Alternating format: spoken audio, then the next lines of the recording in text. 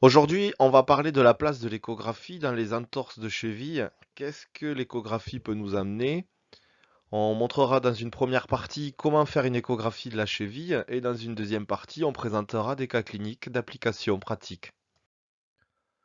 Tout d'abord, la cheville est une articulation complexe composée de plusieurs ligaments. Le premier ligament le plus important dans les lésions post-entorse de cheville est le ligament talofibulaire antérieur, qui est le faisceau antérieur du ligament latéral externe. Il relie le talus à la fibula. Le deuxième ligament qui va être important d'analyser, le faisceau moyen du ligament latéral externe, qui est celui-ci sous les péronniers, le ligament calcanéo-fibulaire. On a ensuite le faisceau postérieur, et puis le ligament de la mortaise tibiofibulaire, le ligament tibiofibulaire antéro-inférieur. Si ce ligament est lésé, nous aurons à ce moment-là une lésion de la syndesmose tibiofibulaire et non pas une entorse de cheville. Pour finir, le ligament deltoïdien ou ligament latéral interne.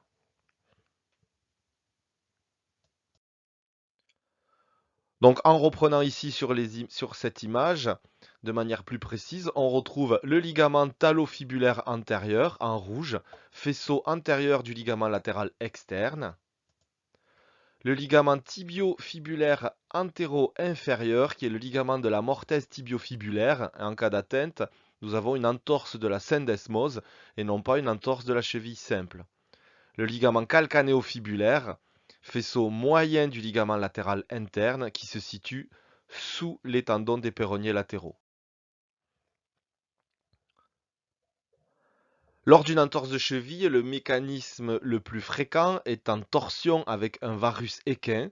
L'entorse de cheville, c'est extrêmement fréquent, plus de 20% des accidents sportifs, et on considère à une entorse de cheville pour 10 000 habitants et par jour. Cette entorse, elle peut être de différentes gravités, avec une entorse bénigne qui correspond à une simple élongation ligamentaire, jusqu'à l'entorse grave avec rupture totale ligamentaire.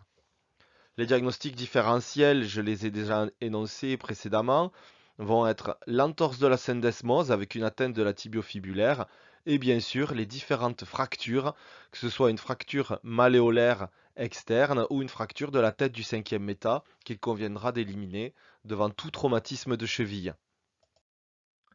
Alors, comment faire la différence entre une entorse bénigne et une entorse grave?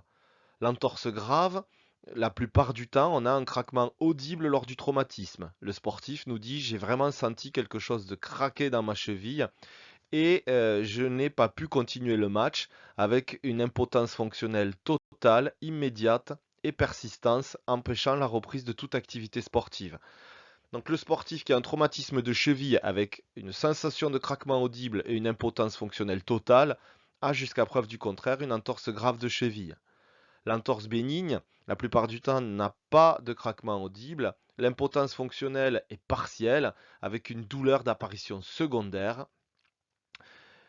qui vient bien plus tard.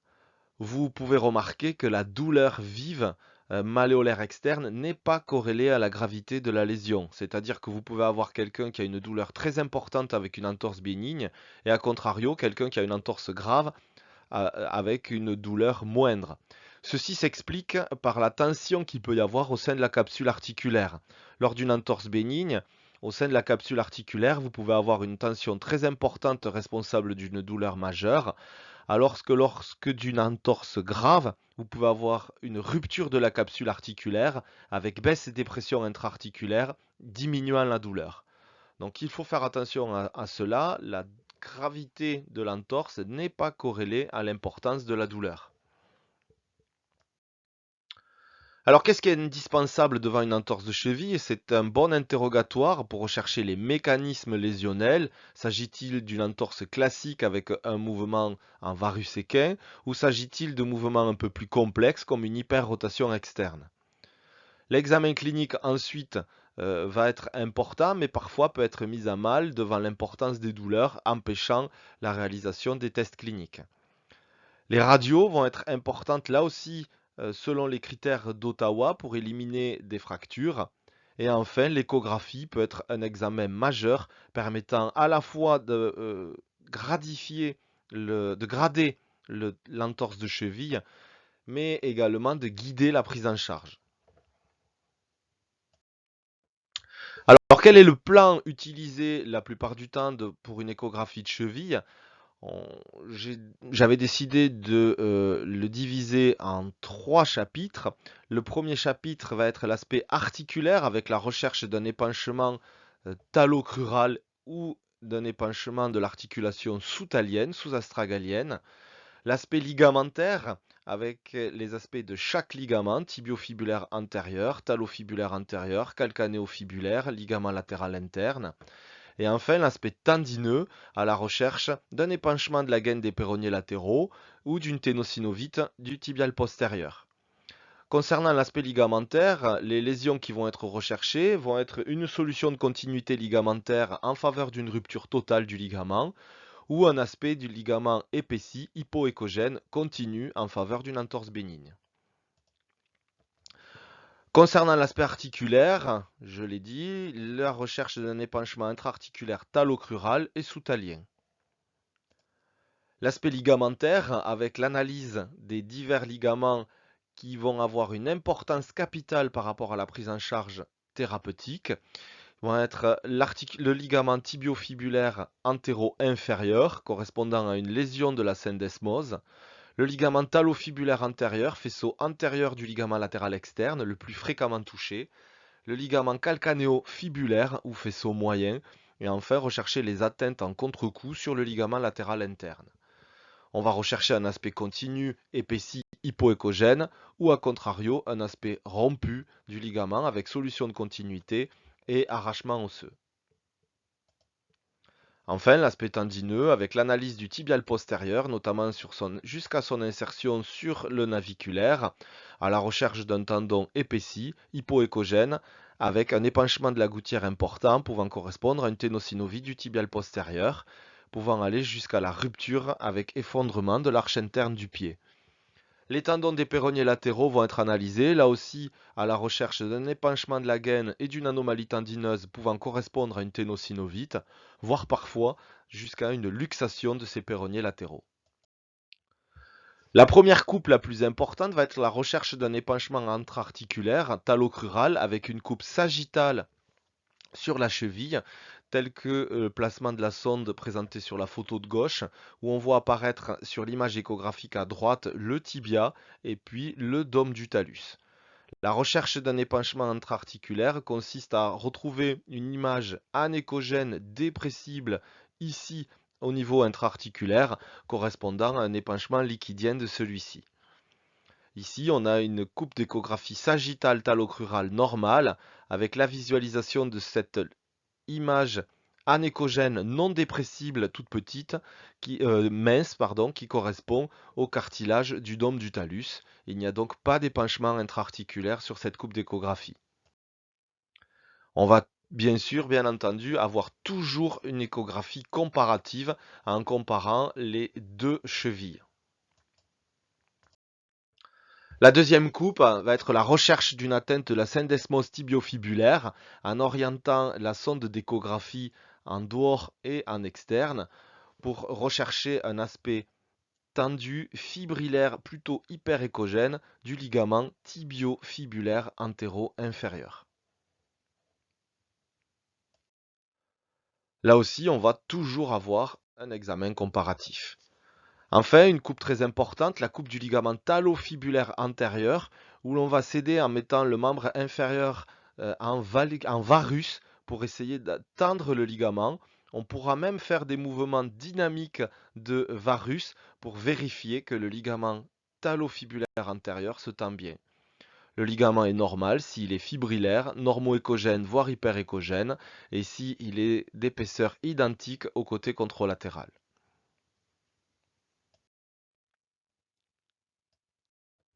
Le ligament latéral interne va au contraire s'examiner avec un pied en valgus pour pouvoir tendre le ligament et on pourra observer ces deux chefs avec un chef superficiel du ligament latéral interne et un chef un petit peu plus profond avec là aussi un aspect fibrillaire qui est par contre normalement modérément hypoéchogène car l'orientation de ces fibres n'est pas forcément perpendiculaire à la sonde d'échographie.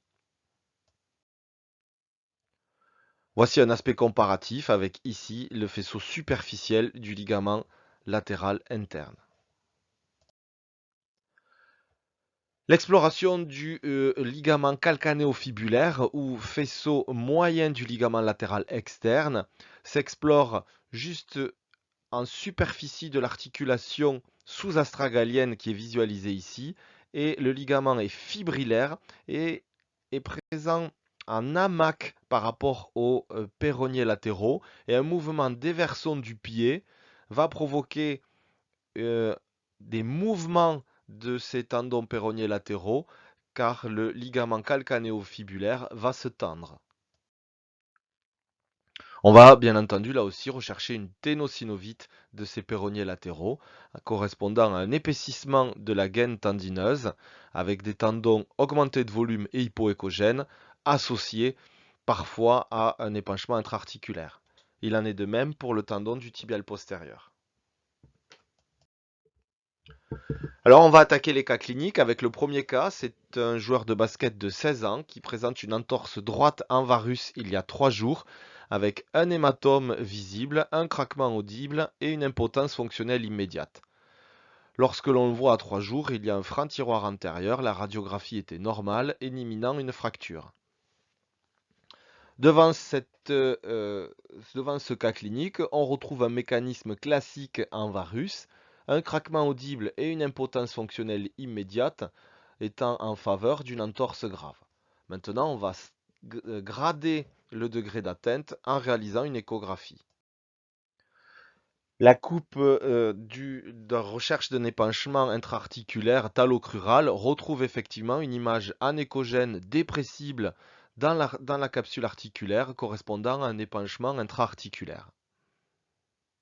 Cet épanchement intra-articulaire est déjà un des premiers signes fortement corrélés à une entorse grave de cheville, puisqu'elle correspond à une effusion de la capsule intra-articulaire. Le ligament tibio-fibulaire antéro-inférieur était lui bien fibrillaire, continu, éliminant le diagnostic d'entorse de syndesmose. On pouvait donc se concentrer maintenant sur les ligaments de la cheville. Le ligament talofibulaire antérieur était visualisé et retrouvait une nette solution de continuité entre son faisceau proximal et son faisceau distal correspondant à une rupture complète ligamentaire. On avait une image comparative par rapport au côté contralatéral où sur la cheville gauche on retrouvait un aspect normo-échogène continu avec l'aspect fibrillaire classique, alors qu'à droite, la visualisation de cette solution de continuité. Le ligament calcanéo-fibulaire était lui bien visualisé, il était continu, les manœuvres dynamiques ne mettaient pas en évidence d'atteinte de ce ligament. Le ligament latéral interne était lui aussi visualisé, normo-hypoéchogène, sans anomalie comparativement au côté contralatéral.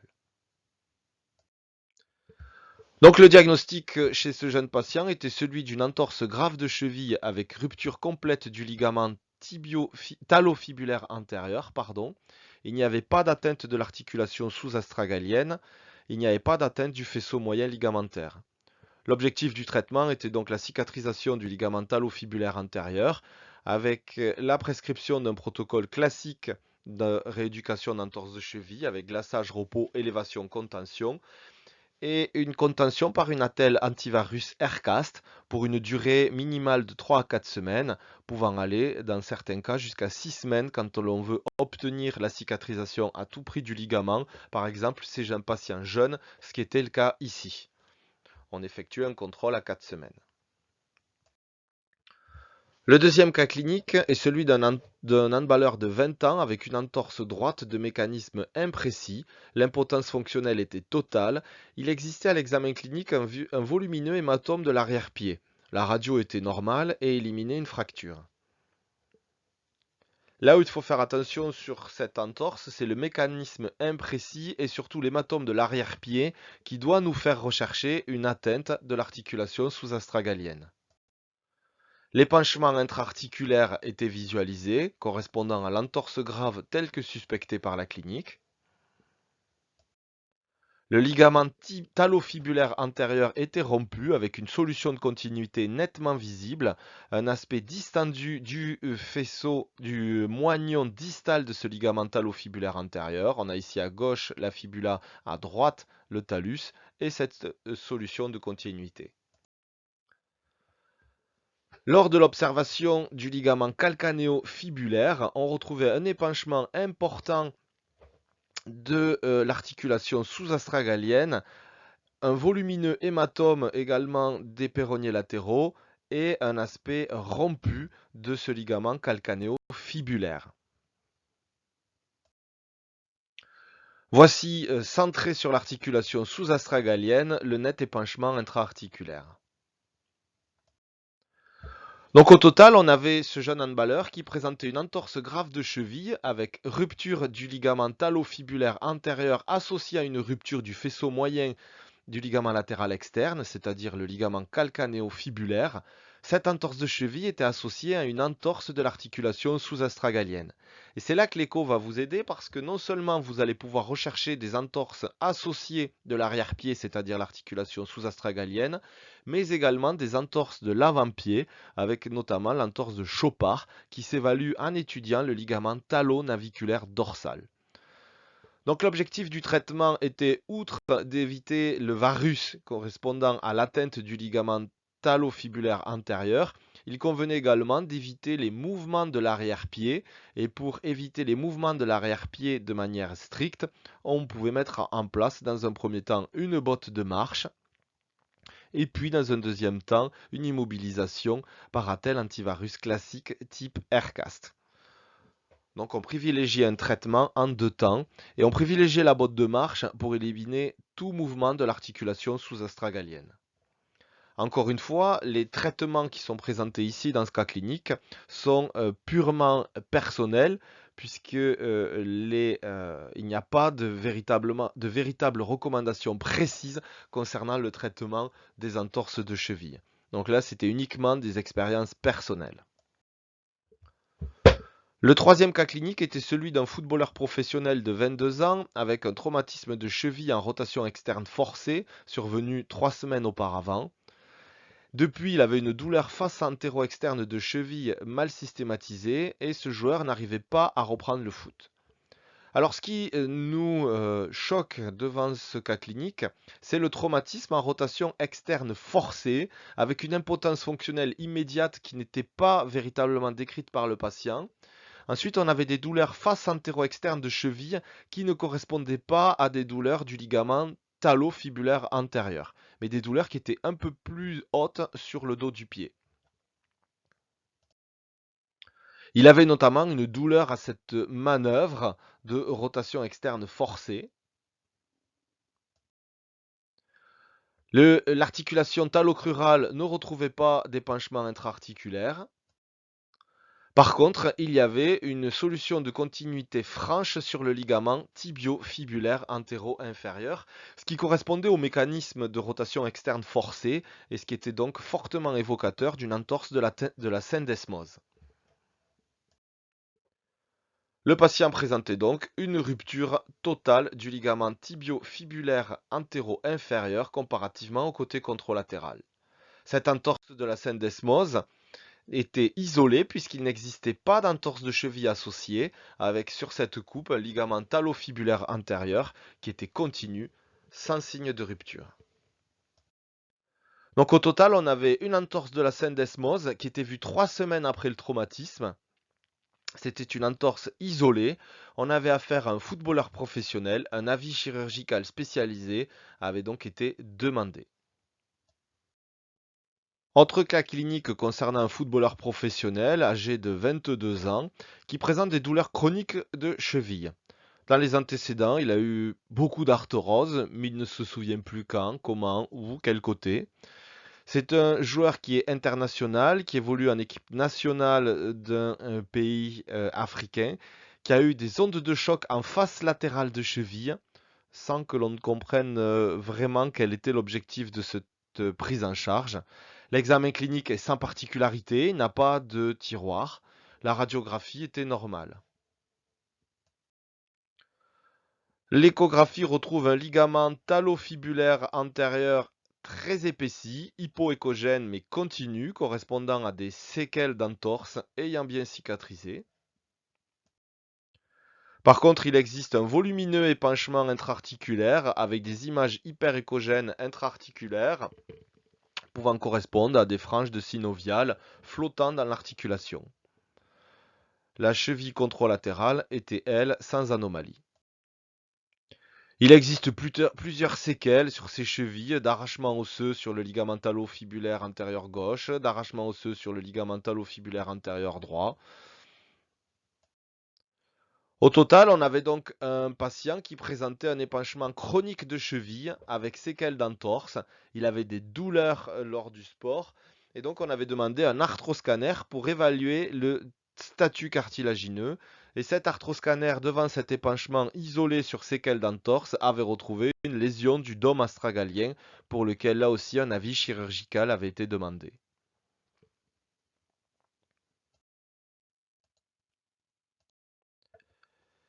Autre cas clinique, celui d'un jeune basketteur de 13 ans, entorse de cheville droite le vendredi matin. Euh, Aucune radio n'a été effectuée. Le mardi, donc plusieurs jours après, il présente une petite douleur à la malléole interne et vient consulter. Déjà, ce qui aurait dû nous alerter, c'est 13 ans, critère d'Ottawa, radiographie si inférieure à 18 ans. On effectue une échographie chez lui, elle est subnormale. Il y a quelques anomalies sur l'insertion du ligament latéral interne, mais vraiment rien de particulier. Et c'est vrai que j'insiste beaucoup sur la nécessité de coupler la radiographie à l'échographie. On effectue donc une radiographie chez ce jeune patient de 13 ans qui, je le rappelle, vient vous voir en consultation le mardi en marchant avec une petite douleur de la malléole interne suite à une entorse survenue le vendredi. Voici la radiographie de face qui était réalisée et qui retrouvait une fracture de la malléole interne type Solter 3 puisqu'elle allait jusque sur le cartilage de croissance. Un scanner était réalisé et qui confirmait cette fracture très importante. Un avis orthopédique était demandé et le jeune patient repartait avec un plâtre cruropédieux pour une longue personne. Donc on a un jeune de 13 ans qui présente un traumatisme mineur de cheville, qui vient vous voir à J4 de ce traumatisme sur ses deux jambes avec une petite douleur.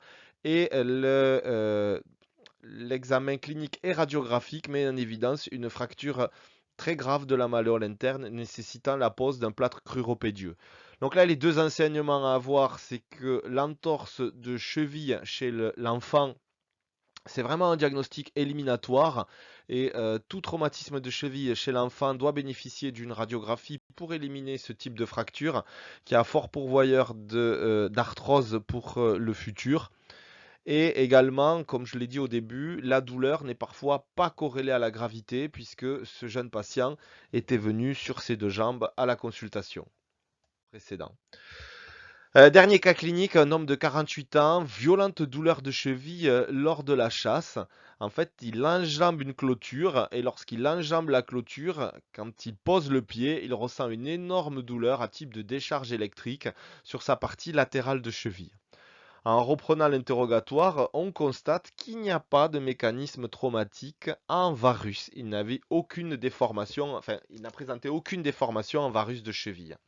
Il existe un franc œdème des parties molles, un hématome de toute la partie latérale de cheville allant jusqu'à l'avant-pied. La douleur est très nettement majorée à la rotation externe contrariée et la radiographie était normale. Quel est le diagnostic? Sachant que vous avez fait un interrogatoire qui ne retrouve pas de traumatisme en varus, donc le diagnostic d'entorse de cheville doit là aussi être un diagnostic éliminatoire. On effectue une échographie sur les tendons fibulaires. Ici, sur la cheville gauche, on a les tendons fibulaires qui sont en rétromalléolaire, alors que sur la cheville droite, on constate que les tendons des fibulaires sont passés en avant de la malléole externe de cheville, correspondant à une luxation des tendons fibulaires.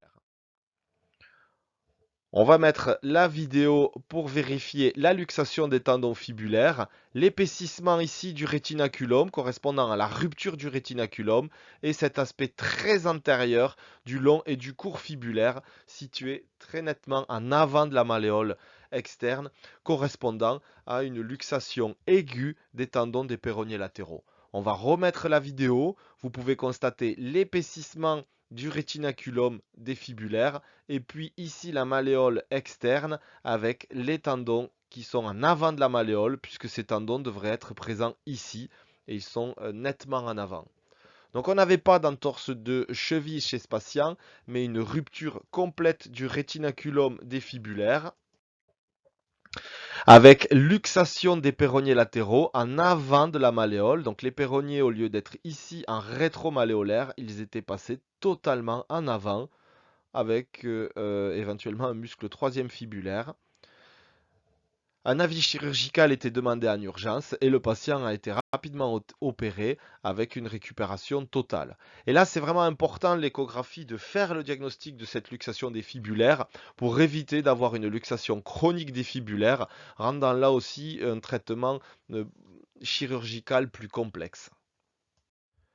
Vous avez pu voir au travers de cette présentation l'importance de l'échographie dans la traumatologie aiguë de cheville, permettant de grader l'atteinte, mais également de guider la prise en charge. Vous avez pu également voir qu'il était très important de coupler cette échographie à une radio lorsque l'on a le moindre doute. Vous avez pu également voir l'importance de l'échographie dans la lésion de l'entorse de la syndesmose tibiofibulaire qui nécessite un traitement particulier, c'est-à-dire une immobilisation avec une botte de marche pour éviter la flexion dorsale écartant la mortaise, ce que ne fait pas l'attel antivirus type Aircast classique. Et cette entorse de la syndesmose tibiofibulaire n'est pas accessible à l'examen clinique. On peut parfois être piégé. C'est vraiment l'interrogatoire et l'échographie qui va faire le diagnostic.